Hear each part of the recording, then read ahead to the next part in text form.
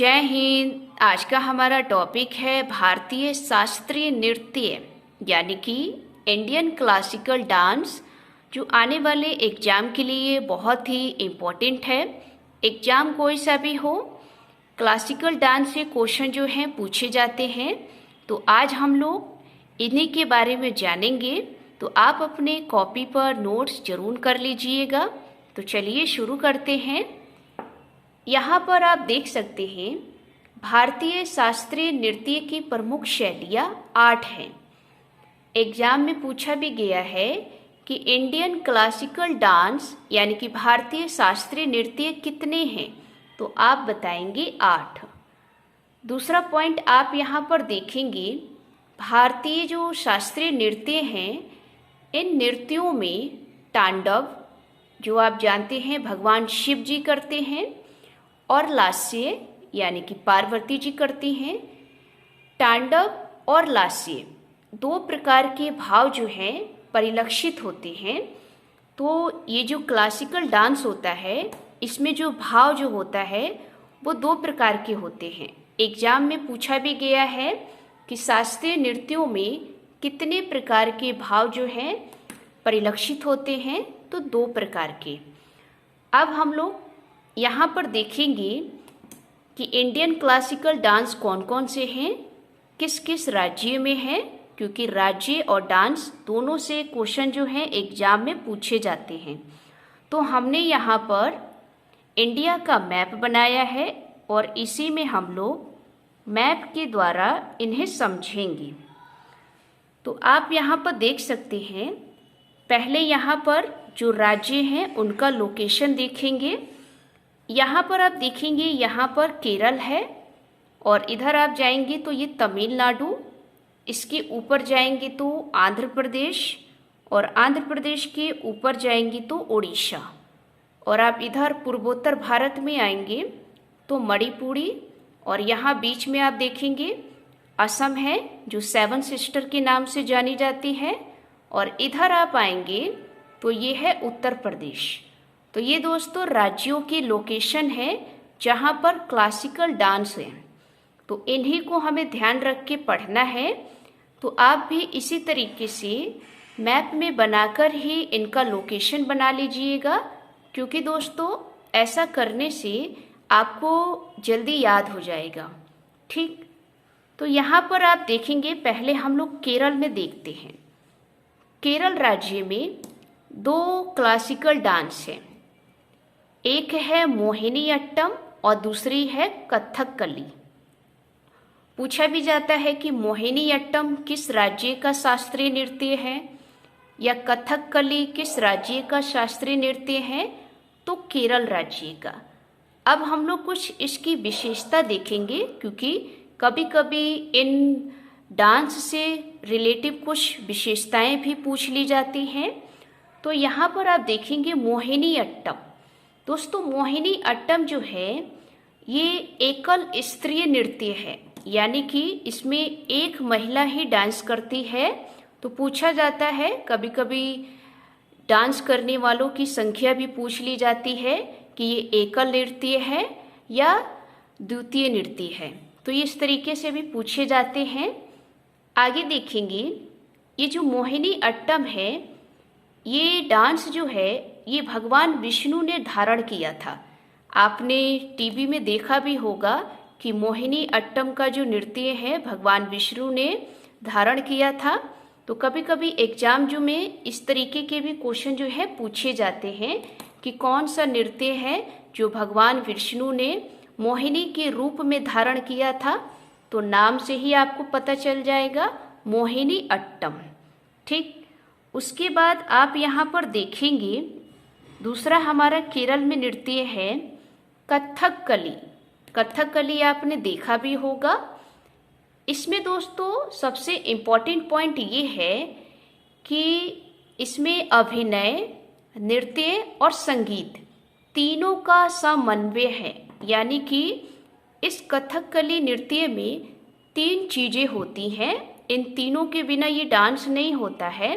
तो पूछा भी जाता है कि किस नृत्य में अभिनय, नृत्य और संगीत तीनों का जो है समन्वय यानी कि तालमेल है, तो आप बताएंगे कथकली। ठीक, तो इसको भी आपको ध्यान रखना है। अब इधर आएंगे तो ये दोस्तों तमिलनाडु है, और तमिलनाडु में भरतनाट्यम डांस है। इसके बारे में विशेषता आप देखेंगे तो यह एकल स्त्री नृत्य है, यानी कि इसमें भी दोस्तों एकल स्त्री ही डांस करती है। इसकी कुछ और भी विशेषता है, आप यहाँ पर देखेंगे। जब ये भरतनाट्यम डांस किया जाता है तो इसमें जो शारीरिक क्रियाएं होती हैं यानी कि जो बॉडी लैंग्वेज होती है, वो बॉडी लैंग्वेज को 3 भागों में बांटा जाता है। पूछा भी जाता है कि भरतनाट्यम में शारीरिक क्रियाएं यानी कि जब नृत्य किया जाता है तो उसमें शारीरिक क्रियाएं कितनी होती हैं, तो आप बताएंगे 3, क्योंकि ये पूछा भी गया है। तो आपने देखा कि भरतनाट्यम में शारीरिक क्रियाएं यानी कि जो बॉडी लैंग्वेज है डांस करने की, उसे 3 भागों में बांटा गया है, और वो 3 भाग कौन कौन से हैं इनके नाम भी आपको देखना है। पूछा भी जाता है समभंग, अभंग और त्रिभंग। ये कौन कौन से नाम है? समभंग, अभंग और त्रिभंग।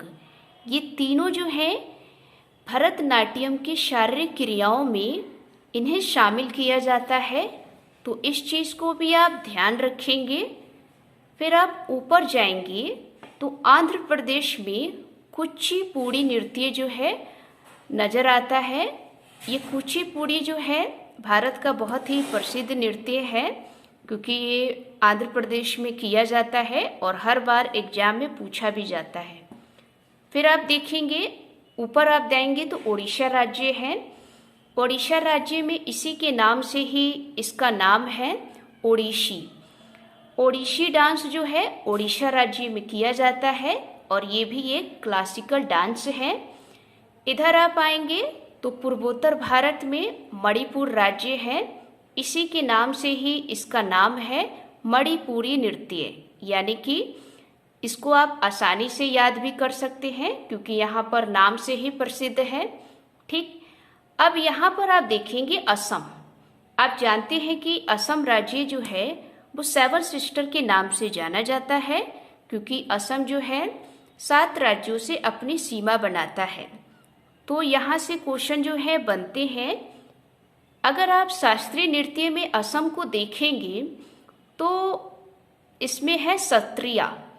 ये सत्रिया नृत्य जो है असम का क्लासिकल डांस है। पूछा भी गया है कि सत्रिया डांस जो है कहाँ का है, तो असम का।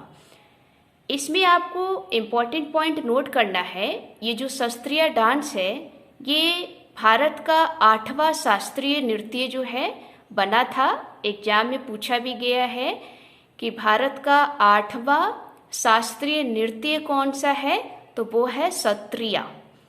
और इसे दोस्तों 2000 में शामिल किया गया था, यानी कि 2000 में इसे दर्जा मिला था। तो इस चीज़ को भी ध्यान रखना है। तो आपसे पूछा जा सकता है कि शास्त्रीय नृत्यों को शास्त्रीय नृत्य में कब शामिल किया गया, तो 2000 में, और ये भारत का 8वां शास्त्रीय नृत्य बना। ठीक, इधर आप आएंगे तो उत्तर प्रदेश। उत्तर प्रदेश में आप जानते हैं कि उत्तर प्रदेश में कथक जो है बहुत ही प्रसिद्ध है, और ये भी एक शास्त्रीय नृत्य है, और इसमें एग्जाम में पूछा भी जाता है। दोस्तों ये जो कथक है ये उत्तर भारत का शास्त्रीय नृत्य है। कभी कभी आपसे एग्जाम में पूछा जाए कि उत्तर भारत का शास्त्रीय नृत्य कौन सा है, तो वो है कथक। और कथक की उत्पत्ति जो है वो उत्तर भारत के उत्तर प्रदेश से हुई है। तो इस चीज़ को भी ध्यान रखना है। एग्जाम में पूछा जा सकता है कि किस शास्त्रीय नृत्य का उत्तर भारत में उत्तर प्रदेश से उत्पत्ति हुई है, तो आप बताएंगे कथक की। ठीक दोस्तों, कथक नृत्य जो है आपको राजस्थान में भी नजर आएगा। राजस्थान में एक स्थान है जयपुर, वहाँ पर भी दोस्तों ये कथक जो है डांस किया जाता है, तो इस चीज़ को भी आप ध्यान रखेंगे। अब इसकी कुछ विशेषता है। ये जो कथक नृत्य है उत्तर प्रदेश का है और ये उत्तर भारत का भी है। ये सबसे जो है प्राचीन शैली नृत्य है। ये बहुत ही पुराना जो है डांस है, जो भगवान कृष्ण जो थे उनके समय का ही ये नृत्य है। तो पूछा भी जाता है कि भगवान कृष्ण के समय का प्राचीन डांस कौन सा है, तो वो है कथक। तो इस चीज़ को भी ध्यान रखेंगे। तो आपने यहाँ पर देखा ये जो कथक नृत्य है ये उत्तर भारत का शास्त्रीय नृत्य है और इसकी उत्पत्ति उत्तर प्रदेश से हुई है।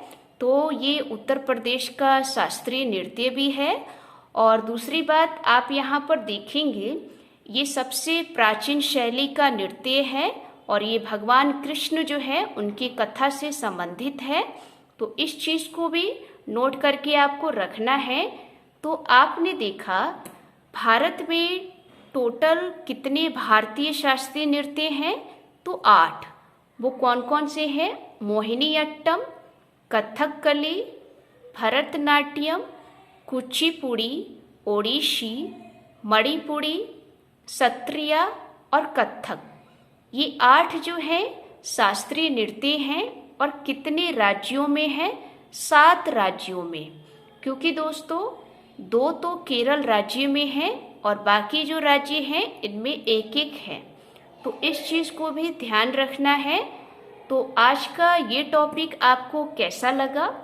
अगर अच्छी लगी हो वीडियो तो वीडियो को लाइक कीजिए, चैनल को सब्सक्राइब कीजिए। जय हिंद, जय भारत।